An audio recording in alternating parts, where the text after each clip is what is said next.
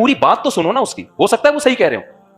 सबकी बातें सुनने के बाद अपने बारे में बदगुमान, अपने बारे में क्या बदगुमान, उसके बाद सुन के एनालाइज करना, तज्जिया करना, एक मुतदिल राय कायम करना, ये होती है साहिब इल्म की अलामत। और जो जितना बड़ा जाहिल होगा ना, इतना बड़ा फिरौन होगा वो। देख लो यूट्यूब फेसबुक पे फेंकता रहेगा, मैं हूं, मैंने सबके मंजियां ठोक के रख दी हैं, मैंने सबके कारोबार बंद करके रख दिए हैं, मैं हूं प्लेनेट अर्थ पे, मेरे जैसा इस कायनात में कोई पैदा हुआ ही नहीं है। कुरान हदीस इस प्लेनेट अर्थ पे जैसे मैंने समझा है 1400 साल में किसी का बाप भी पैदा ना हुआ और ना आइंदा होगा। प्लेनेट अर्थ पे मैं इस्लामी स्कॉलर्स में आखिरी स्कॉलर हूं, जैसे हमारे नबी आखिरी नबी थे, मैं पहला और आखिरी स्कॉलर हूं, मेरे बाद कोई स्कॉलर नहीं आएगा। मैं हर सिर्फ एक बंदा नहीं है, बहुत सारे हैं।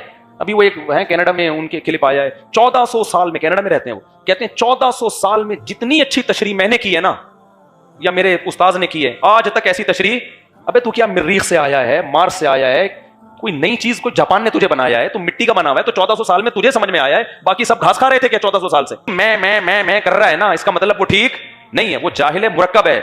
जाहिल की दो किस्में होती हैं, एक जाहिल जिसको पता हो कि मैं जाहिल हूं, लेकिन बास जाहिल ऐसे होते हैं जिनको पता ही नहीं होता कि हम क्या हैं, जाहिल हैं, तो उसको कहते हैं जहल मुरक्कब, तो बहुत बड़ा जाहिल है। हमने जब भी बड़ों की महफिल में हम बैठते थे ना, उलमा की मजलिस में, मजलिस तहकीक होती थी, तो हमने अपने बड़ों से एक चीज सीखी कि हमेशा दूसरे की राय को अपनी राय पर तरजीह देने की कोशिश की जा रही है। मैं हजरत मुफ्ती तकी उस्मानी साहब के साथ भी महफिलों में बैठा हूं, मजलिस तहकीक में। हमारे यहाँ से उलमा जाते थे दारुल उलूम कुरंगी में, 10-20 उलमा जमा होते थे जब किसी मसले पे तहकीक, उनमें सबसे सीनियर मुफ्ती तकी उस्मानी साहब होते थे, बाकी सारे उनसे छोटे। लेकिन आप उस महफिल का स्टाइल देख लेते तो हजरत मुफ्ती तकी साहब की स्टाइल से आपको ऐसा लगता कि सबसे जूनियर ये हैं। ये हमने मुताद्दिद दफा मुशाहिदा किया, ऐसे तवाज़ो के साथ बैठ के सबकी बात सुनते, सबके दलाइल सुनते, और बताते थे कि मैं ऐसे सुनता हूं ये सोचने के लिए कि मैं गलत हूं और ये सही है, ताकि पूरी बात तो सुनो ना उसकी, हो सकता है वो सही कह रहे हो। बड़े उलमा के साथ जब भी बैठते थे, ऐसी डिबेट होती थी, इतना मजा आता था बहस करने में, और दूसरे की सुन रहे हैं, आखिर में आके एक इत्तेदाल से अपनी राय कायम की। राय का तो बड़े ही का राय का एतबार होता है कि सुनते हैं तसल्ली से। तो 3-3, 4-4 दिनों तक मजलिसें चलती थी। हमारे हजरत तो बहुत बैठे मजलिसें अटेंड की है ना। एक दफा क्या हुआ, हमारे शेख हजरत मुफ्ती रशीद अहमद साहब रहिमहुल्लाह और उनके उस्ताद हजरत मुफ्ती शफी साहब रहिमहुल्लाह, जो मुफ्ती तकी उस्मानी साहब के उस्ताद हैं, फरमाते हैं कि एक शख्स सवाल लेकर आया और कहा कि जवाब लिखें जिस पे दो मुफ्ती एग्री हों, मुफ्ती मोहम्मद शफी साहब भी और उनके शागिर्द हजरत मुफ्ती रशीद अहमद साहब भी, ये दोनों एग्री हों और फिर फतवा लिखें। हजरत कहते हैं हम दोनों एग्री नहीं हुए एक राय पे। मुफ्ती मोहम्मद शफी साहब की राय कुछ और थी, मेरी राय कुछ और, इख्तलाफी मसला था, और आपस में बातचीत के बाद राय में इत्तेफाक भी नहीं हुआ। तो हजरत फरमाते हैं मैंने हजरत मुफ्ती शफी साहब से कहा कि भाई आप बड़े हैं, तो ऐसे मौके पे फिर आप अपनी राय के मुताबिक जवाब लिख दें, आप सीनियर हैं भाई, अवाम के लिए तो जो भी सही सीनियर मुफ्ती हो उसकी राय है ना, तो आप लिख दें। अब बाज़ लोग फौरन पता है क्या कहते हैं, छोड़ो इन दोनों को, दलील क्या कह रही है। अबे भाई दलील को समझने में ही तो इख्तलाफ हो रहा है, दलील को समझने में क्या हो रहा है, इख्तलाफ हो रहा है। तो जैसे हम कहते हैं ना कि भाई अबू हनीफा की राय को फॉलो नहीं करोगे तो आजकल के स्कॉलर की राय को फॉलो करना पड़ेगा, वो फौरन कहते हैं ना आजकल के स्कॉलर ना अबू हनीफा, हदीस को फॉलो करो। अबे कमबख्तो, हदीस को समझने में ही तो इख्तलाफ हो रहा है। अगर इतना आसान मामला होता तो अबू हनीफा और शाफी की राय में इख्तलाफ क्यों होता? ऐसे सिर्फ फारिग तरीन लोग दुनिया में मौजूद हैं। तो हदीस दोनों तरफ है, तभी तो राय में इख्तलाफ हो रहा है। तो फिर हदीस का एक मतलब हुआ है जो अबू हनीफा ले रहे हैं, एक 15वीं सदी के लोग ले रहे हैं, तो हम कहते हैं इनकी राय में गलती का इम्कान ज्यादा है, उनकी राय में गलती का इम्कान कम है। हदीसें तो दोनों के पास हैं।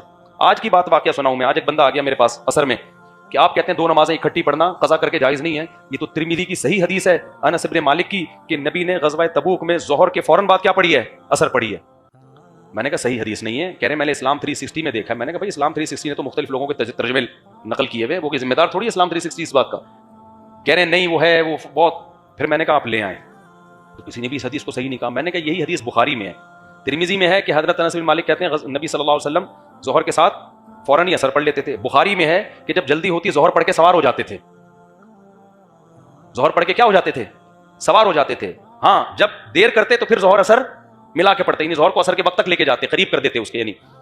तो एकदम ना वो बंदा ही हैरान हो गया कि यार ये क्या है। फिर मैंने उसको सनद की बहस बताई। मैंने कहा ये सनद भी ठीक नहीं है, किन किन मुहद्दिसीन ने इसको ज़ईफ़ कहा है। तो फिर मैंने कहा मेरे भाई हदीसें हर एक के पास होती हैं, हदीस के मफ़हूम और उसका मतलब क्या है, इसके मुकाबले में दूसरी हदीस कौन सी है, ये अच्छा खासा इल्म है। ये आजकल के स्कॉलर बच्चे हैं पुराने स्कॉलर्स के मुकाबले में, समझते हो कि नहीं समझते। मैं जल्दी से मैं बयान खत्म करता हूं। तो اللہ فرماتے ہیں یہ جو آخرت ہے ہم ان لوگوں کو دیتے ہیں جو زمین میں تکبر نہیں کرتے. ہاں وہ واقعہ مکمل کر دوں. حضرت مفتی رشید احمد صاحب کہتے ہیں کہ پھر میں نے کہا کہ بھائی آپ اپنی رائے کے مطابق جواب لکھ دیں. عام طور پر کیا ہوتا ہے جو چھوٹے موٹے اسکالرز ہوتے ہیں نا وہ صحیح نہیں کہہ رہا, میں جو کہہ رہا ہوں یہ دلیل کے مطابق ہے, یہ فتویٰ دیا جائے گا اور ادھر نہیں جانا. وہ جو بڑا مفتی بیٹھا ہوا نا منجن بیچ رہا ہے منجن, اس کی تو میں نے منجی ٹھوک دی ہے, فتویٰ میں دے رہا ہوں یہ لکھو چلو شاباش. ان کو تو میں دلیل سمجھا رہا ہوں ان کو سمجھ بھی نہیں آ رہا. اور وہ بڑے کیا کہہ رہے تھے, ابے یہ میرا شاگرد ہے کل کا بچہ ہے, اس کو کیا پتا دلیل ولیل کا, اس کو کیا پتا دلیل کیا ہوتی ہے. میں فتویٰ لکھ رہا ہوں اس کو دکھانا بھی نہیں. ہاں اس کی تو میں نے پہلی کلاس سے ہی منجی ٹھوک کے رکھی ہوئی ہے. لیکن دونوں چونکہ عالم تھے, استاذ کو بھی پتا تھا میرا شاگرد ہے لیکن ہے کیا, عالم ہے, علم ہے ان کے پاس. شاگرد کو پتا تھا بھائی ان کا علم مجھ سے زیادہ ہے. تو حضرت کہتے ہیں میں کہہ رہا تھا آپ جواب لکھیں, وہ کہہ رہے تھے نہیں آپ جواب لکھیں. کہہ رہے ہیں اسی میں 3-4 دن گزر گئے. میں انصرار کروں بھائی میں نہیں لکھ رہا, جب آپ کا اختلاف ہے تو آپ کی رائے زیادہ قابل اعتماد ہے. حضرت مفتی شفیع صاحب کو شاید 100% اطمینان نہیں تھا اپنی رائے پر. وہ جان چھڑانا چاہ رہے تھے کہ بھائی قیامت میں پھر آپ سے سوال ہوگا نا, مجھ سے نہیں ہوگا, آپ لکھ دو. سمجھتے ہو کہ نہیں سمجھتے؟ حضرت فرماتے ہیں چند دن گزرنے کے بعد حضرت مفتی شفیع صاحب نے فرمایا کہ مجھے بھی آپ کی رائے کے صحیح ہونے پر اطمینان ہو گیا ہے. بعض دفعہ انسان تنہائی میں غور کرتا ہے, بات سمجھ میں آتی ہے. کہتے پھر ہم دونوں نے فتویٰ لکھ کے اس کو دے دیا. یہ 20 دفعہ ہم نے دیکھا ہے بڑے علماء میں کہ بھئی آپ جواب لکھو, کہہ رہے آپ. لیکن آج کل کے اسکالر کیا کہتے ہیں, اس سے نہیں پوچھنا, یہ سوائے منجن کے اور کچھ بھی نہیں ہے. قرآن حدیث اس پلانٹ ارتھ پہ جیسے میں نے سمجھا ہے 1400 سال میں کسی کا باپ بھی پیدا نہ ہوا اور نہ آئندہ ہوگا. پلانٹ ارتھ پہ میں اسلامی اسکالرز میں آخری اسکالر ہوں, جیسے ہمارے نبی آخری نبی تھے, میں پہلا اور آخری اسکالر ہوں. میرے بعد کوئی اسکالر نہیں آئے گا. تو یہ جن کا بھی یہ اسٹائل ہو نا تو سمجھ لو ان کی چورن چٹنی کی دکان ہے باقاعدہ. لوگ کہتے ہیں مولوی آپس میں لڑ رہے ہیں, وہ مولوی یہ وہ مولوی یہ, کس کی سنیں. ابے کوئی مولوی اس پہ بھی لڑ رہا ہے کہ پردہ فرض ہے یا نہیں ہے, بولو. کبھی دیکھا گرین چینل والے کہہ رہے ہوں کہ پردہ فرض نہیں ہے, وائٹ چینل والے کہہ رہے ہوں کہ پردہ فرض ہے. یہ تو قرآن میں اللہ نے کہہ دیا نا, پٹا ہی ختم کر دیا. بخاری مسلم کی صحیح حدیث, اعفوا اللحا, داڑھی بڑھاؤ, حکم دے دیا. خالف الیہود والنصارى. اب اگر کوئی مولوی کہتا ہے داڑھی رکھنا لازمی نہیں ہے, وہ مولوی غلط کر رہا ہے, وہ مولوی ہے ہی نہیں, وہ الو بنا رہا ہے تمہیں. سود کھانے کو اللہ نے منع کر دیا نا, اب کوئی مولوی کہہ رہا ہے ایکچولی کر کے سود کو حلال کر رہا ہے. بھائی وہ غلط کر رہا ہے, ایک آیت نہیں ہے, کئی آیتیں ہیں, بہت ساری حدیثیں ہیں. تو اصل میں اپنا قصور ہے, ڈالا کس پہ جا رہا ہے, مولوی بہت سے غلط کر رہے ہوتے ہیں, تو کر رہے ہیں تو نہ فالو کرو ان کو. تمہیں 2 نمبر ڈاکٹر 1 نمبر ڈاکٹر کا پتہ چل جاتا ہے نا تھوڑے دنوں میں, 1-2 دفعہ ٹیکا غلط لگے گا, سمجھ میں آ جائے گا یہ بندہ کیا ہے, 2 نمبر ہے. تو 2 نمبر 1 نمبر مولوی کا کیوں پتہ نہیں چلتا؟ خود ہی نہیں چاہتے ہو سیکھنا, خود ہی انسان کے بچے بننا نہیں چاہتے ہو. تو اس لیے اللہ نے کہا کہ میں نے اگر تمہیں میں عذاب دے دیتا نماز چھوڑنے پر, زکوٰۃ نہ دینے پر, عورت کو پردہ نہ کرنے پر, شوہر کی اطاعت نہ کرنے پر, شوہر کو بیوی کے حقوق ادا نہ کرنے پر. میرے الفاظ سلیکٹڈ ہوتے ہیں. شوہر بیوی کی اطاعت نہیں کرے گا, اطاعت بیوی کرے گی کس کی, شوہر کی. اسلام میں بیوی شوہر کی اطاعت کرتی ہے, شوہر بیوی کی اطاعت نہیں کرتا. شوہر بیوی کے حقوق ادا کرتا ہے. سمجھتا ہے کہ نہیں سمجھتا ہے؟ کیونکہ سربراہ عوام کو فالو نہیں کرتا. عوام کس کو فالو کرتی ہے, سربراہ کو. سربراہ عوام کے حقوق کا خیال کرتا ہے. ہاں جب عوام حقوق مانگے تو پھر اس میں اطاعت کرے گا, وہ دے گا. تو بیوی جب آپ سے اپنے جائز حقوق مانگے تو آپ پر اس کے حقوق دینا واجب ہے, لیکن اطاعت نہیں ہے. اس کو اطاعت نہیں کہیں گے, اطاعت ماتحت سربراہ کی کرتے ہیں. تو آج کل بیویوں نے شوہروں کی اطاعت بولو چھوڑ دی, کہتی ہیں ہمارے جیسا آدمی ہے, ان ھذا الا بشر مثلنا. جو پہلی قومیں پیغمبروں کو تانے دیتی تھی نا, یہ ہماری طرح کے انسان ہیں, تو آج کل وہ تانے بیویاں کس کو دے رہی ہیں, شوہر. کہتے ہیں ان ھذا الا رجل, یہ تو ہماری طرح کا انسان ہے, مثلنا, ہم بھی کھاتے ہیں یہ بھی کھاتا ہے, تو یہ کیوں ہم کیوں فالو کریں, میرے بھی رائٹس. وہ گروہ سے سیکھ کے سارے عجیب سے ہو گئے. تو تمہاری طرح کا انسان ہے لیکن بالکل تمہاری طرح کا نہیں ہے, یہ آدمی ہے. یہ کیا ہے, یہ کیا ہے, آدمی ہے. اس کو عزت دو گی تو رکھے گا تمہیں, اطاعت نہیں کرو گی چھوڑ دے گا, اور زبان سے نہ بھی چھوڑے عملی طور پہ چھوڑ دے گا پھر. اس لیے اللہ میاں کا حکم سب سے بہتر ہے گھروں کو بچانے کے لیے, اور شوہر کو رسپیکٹ دے, اپنا سربراہ سمجھے, اپنے سر کا تاج سمجھے, اور شوہر بیوی کو ذلیل نہ کرے, اس کو ماتحت ہونے کی بیس پہ ذلیل نہ کرے, شریک حیات سمجھے, اس کو محبت دے, اور جو خود کھائے ویسا اس کو کھلائے, جیسا اسٹینڈرڈ کا خود پہنے ویسا اسٹینڈرڈ کا اس کو پہنائے, سفر میں بھی کبھی کبھار اپنے ساتھ لے جایا کرے. یہ ہے حکم. تو یہ اللہ میاں نے کہاں بیان کی ہے میرے بھائی, قرآن میں. اگر اللہ میاں قرآن میں بیان نہ کرتے اور پھر عورت یا شوہر کو عذاب دیتے ایک دوسرے کے حقوق حق تلفی پر, تو ہم کہہ دیتے اے اللہ ہم نے تو یونائٹڈ نیشن سے پڑھا تھا میاں بیوی کے کیا حقوق ہیں, تو نے اگر ہمیں سزا دینی تھی تو کوئی پیغمبر بھیج دیتا. کیا خیال ہے بھائی, تو نے ہمیں سزا دینی تھی تو اللہ تو ہمیں بتا تو دیتا. ہم تو اسکول کالج یونیورسٹیوں میں پڑھ رہے تھے, وکیلوں کو سن رہے تھے, وکیلوں سے ہم نے سنا بیوی کہے گی, میں نے سنا کہ میاں اگر ایک تھپڑ لگائے فوراً تھانے میں رپورٹ کرا کے 6 مہینے کے لیے جیل میں بند کرا دو.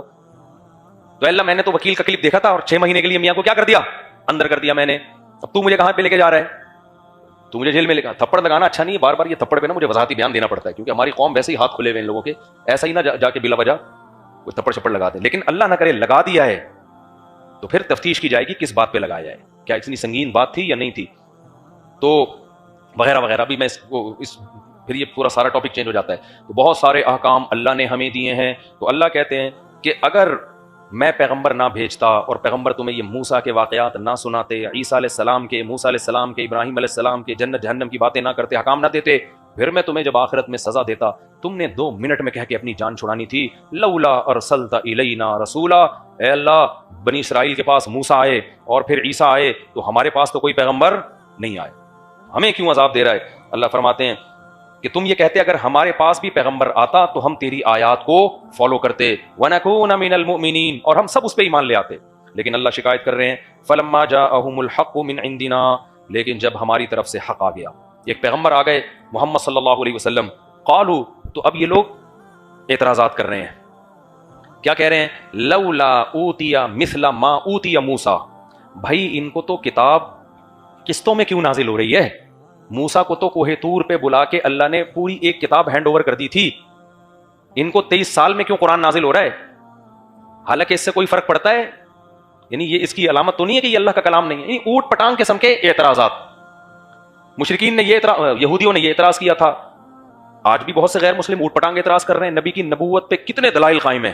بتاؤ دنیا میں کوئی شخص ہے 1400 سال پہلے اس نے کوئی قانون پیش کیا اور وہ آج تک پوری دنیا میں زندہ ہے. یہ کتنی بڑی دلیل ہے محمد صلی اللہ علیہ وسلم کے برحق ہونے کی. کسی جھوٹے شخص کا نظام ایسے چلتا ہے دنیا میں؟